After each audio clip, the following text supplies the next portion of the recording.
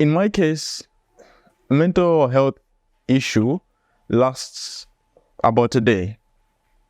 Yeah, at most. It's just recently that I discovered that it actually helps with stress. So the contraction and expansion of muscles, it releases a hormone that enables your mind to be able to deal with stress. So it is like an automatic cure on its own. I mean, these are people that are supposed to love me. Yeah, but the more that I've come to understand people and how the world works, the more that I'm more sympathetic to people. The only way you would say I've got a mental problem is where your mental faculties are so down that you do not think life is worth living. Hello everyone, welcome back. In this video, I get to talk about mental health and how it has impacted my life in general. We live in a time where mental health illness is quite a sensitive subject. So I tried to cover it in a humorous and interesting manner. I talk about how I am able to cure mental health in just 24 hours. Mental health as it exists right now in society, where you are taught if you are depressed, you have to spend a lot of money taking a lot of pills so that you can cure this illness. I consider that to be a myth because it doesn't exist. Depression happens. A little bit of stress is always good for you. You do not get stressed and start thinking to yourself, let me bombard myself with a lot of pills. No, you start thinking, something must be wrong. This must be an indication for something. Let me find the solution to the problem. Let me find where the source of this problem is. It is the same thing as having a headache and you start thinking to yourself, oh yeah, this must be a time for me to bombard myself with a lot of paracetamol. It is not a realistic solution. So in this video, I get to talk about how I deal with mental health, and hopefully this gets to help you deal with mental health as well.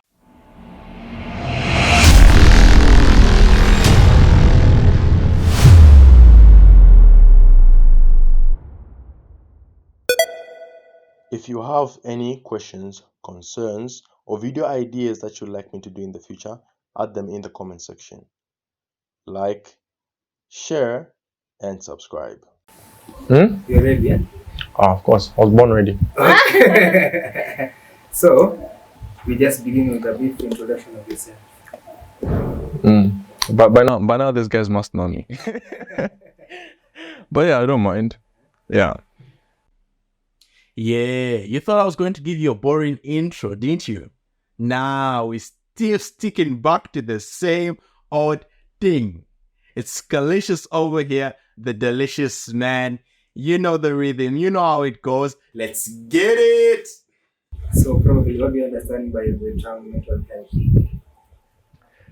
health? I would say mental health is the way you treat your mind, how much respect you put on your mind, and how your mind basically affects everything else. So it is the linkage between the mind and the body, and that is how I understand mental health. Because what affects the mind affects the entirety of the body, because the mind is a key component in a human's body that nothing happens without it. So I do believe it is a very important aspect of a human's life. So, I'm going to go a bit personal. I need to explain to us if you have undergone any mental health issue and maybe be specific in your personal life. In my case, mental health issue lasts about a day. Yeah, at most. Because what happens is most people experience mental health issues due to their interactions with the world. So for the most part, they hit rock bottom, hence they feel life is about to end. There is nothing more to life as compared to that. In my case, I'm quite a logical person.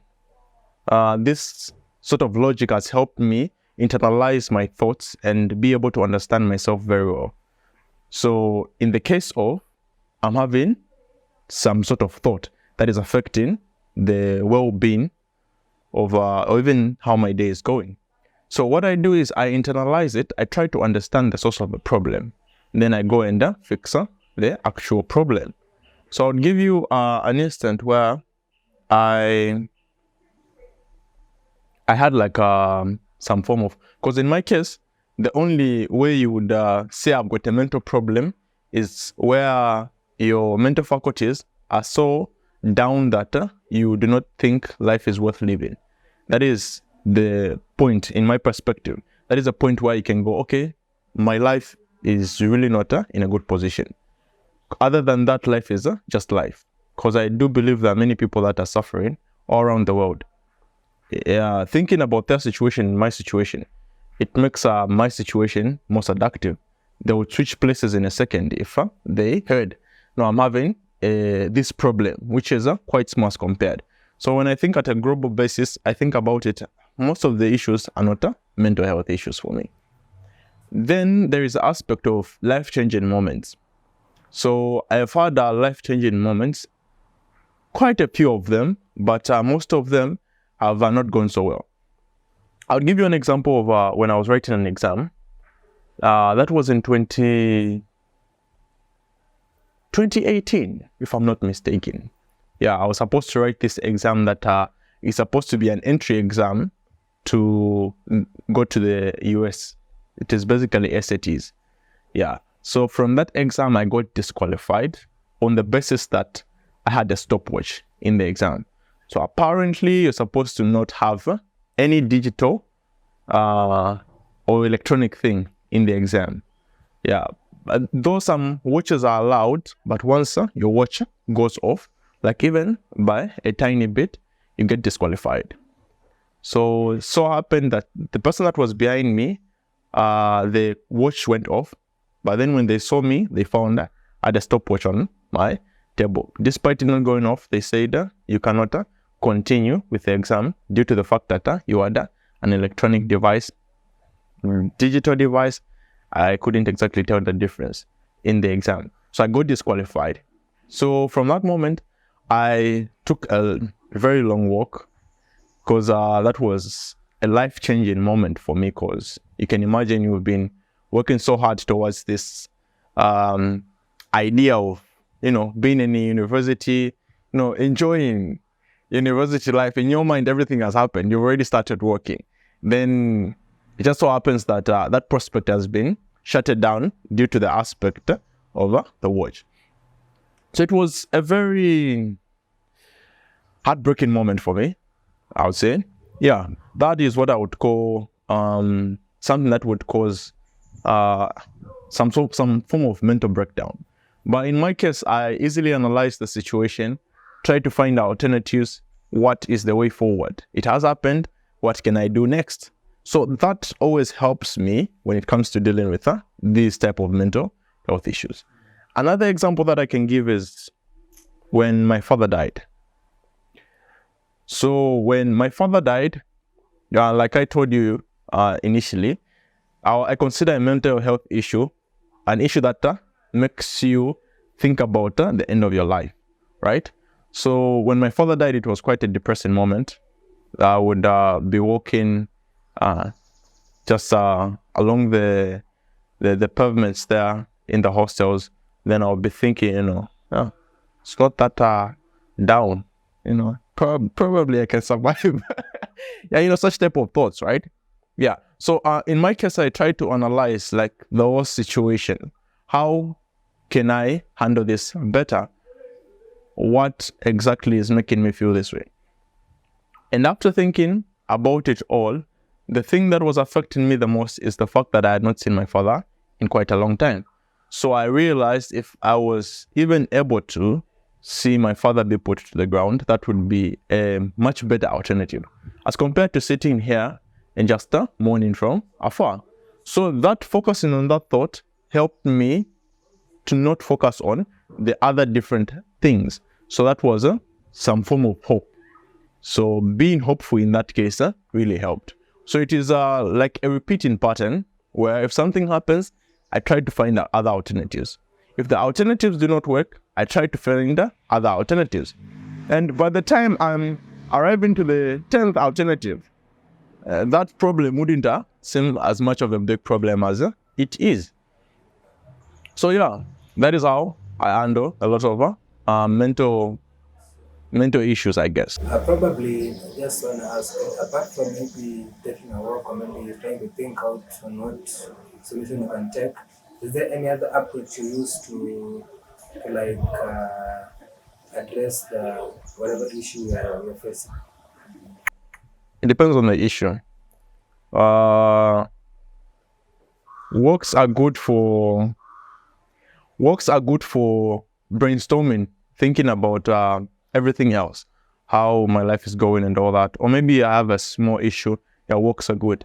But then there are issues where I need to release some stress.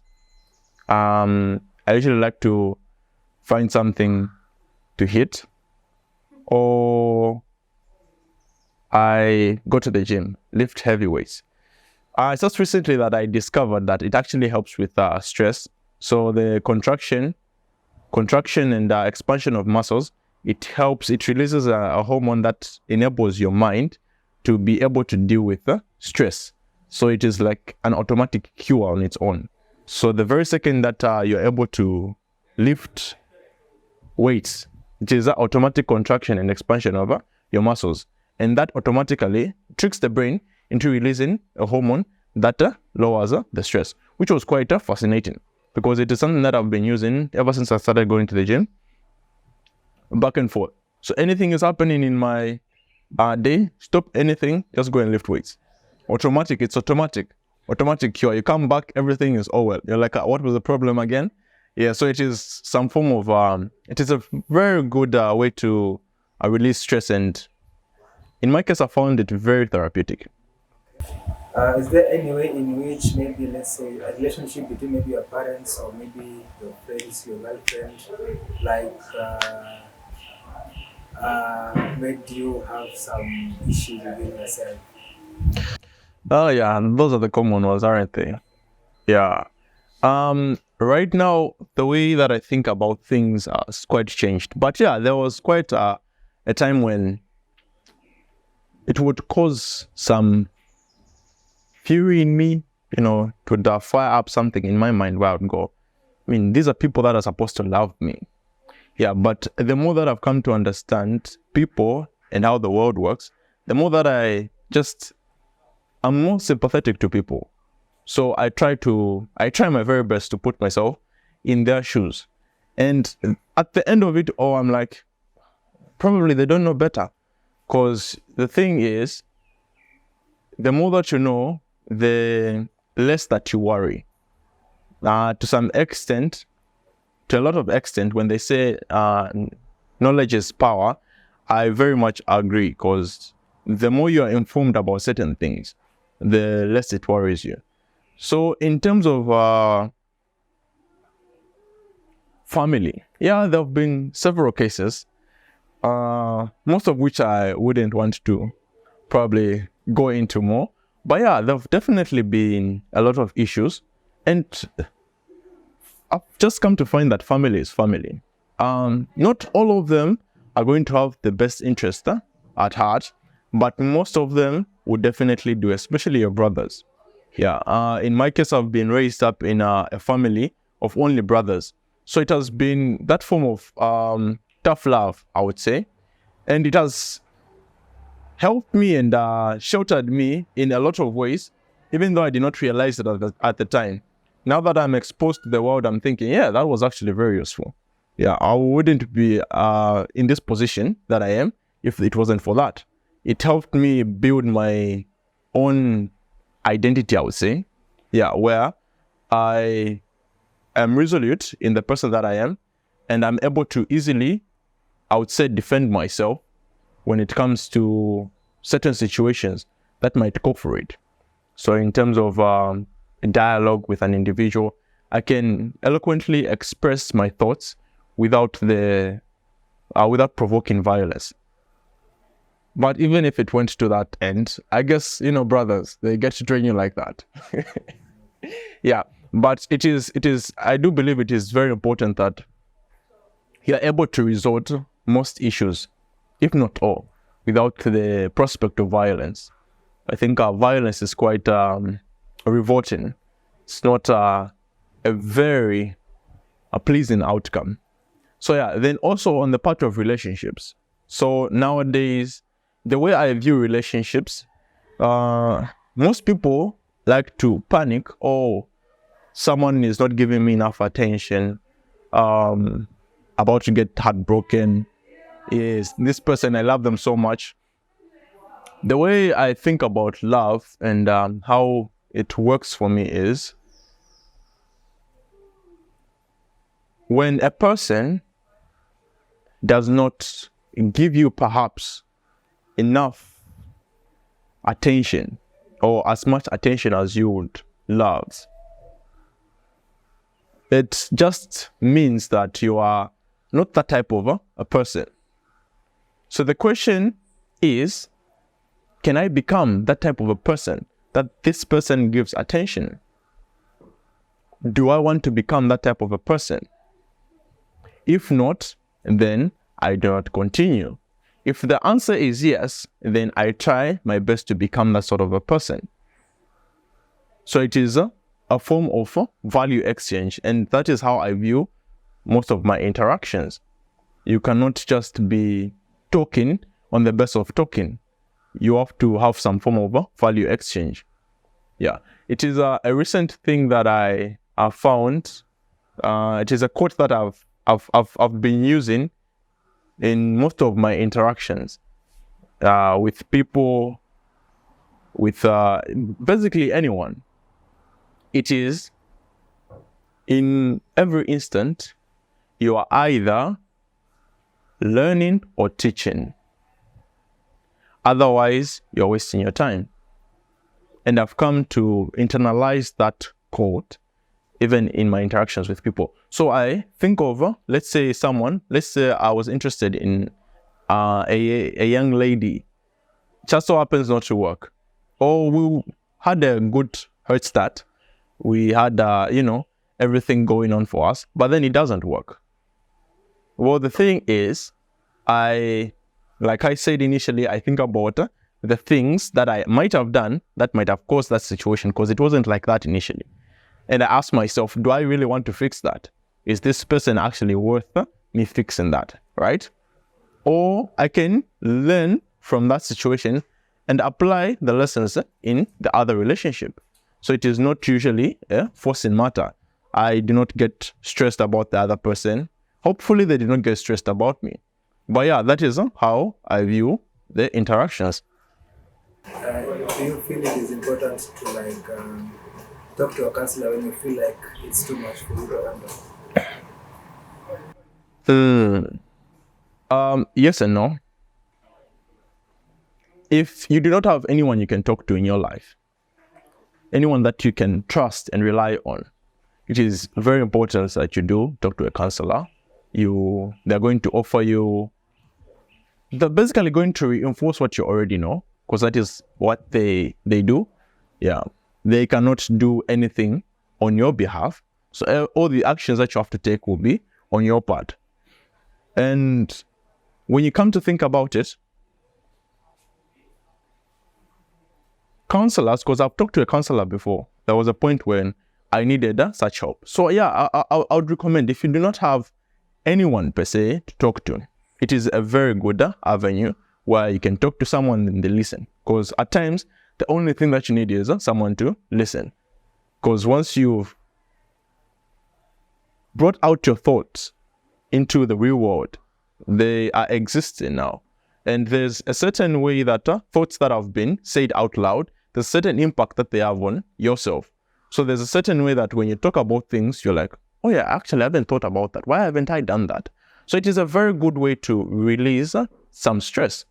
But for the most part, if you have, let's say for guys, if you have friends that you can rely on, I would really encourage to talk to those people and express how you feel about certain matters. Then they can give you reliable information, because they probably know you much better. Yeah. So yeah, I do believe you can talk to a counselor if that is the only alternative that is there. You do not have to keep everything to yourself. That is not so good. Then I do believe when people are honest about certain things, a lot of stress goes. So you can also try your best to be open about things. When someone offends you or does something that is really impacting your life negatively, I think it is important that you speak about it. That is a fine way to deal with stress, because most of stress I've noticed comes from a person overthinking. You internalize a lot of things when you could have just said it out loud and it would have been cleared out of the way. So I do believe people should speak more about what they think. They should not restrict their minds to internalizing a lot of things that are not adding any value to their lives. Yeah, I think that's all for now. That is all for now. Yeah, you've answered the next question that I was to ask you, so you've answered it. Oh, what was the next question? Advice to people who don't speak out. Oh, yeah. You touched on it. Yeah. I guess it was more comprehensive answer. Or I read your mind, who knows? I think, yeah, you can. If you have enjoyed this video, there's another one that is just going to pop up on the screen right now. Hope you enjoy. It's about respect, and it teaches you how you can regain respect. Thank you very much.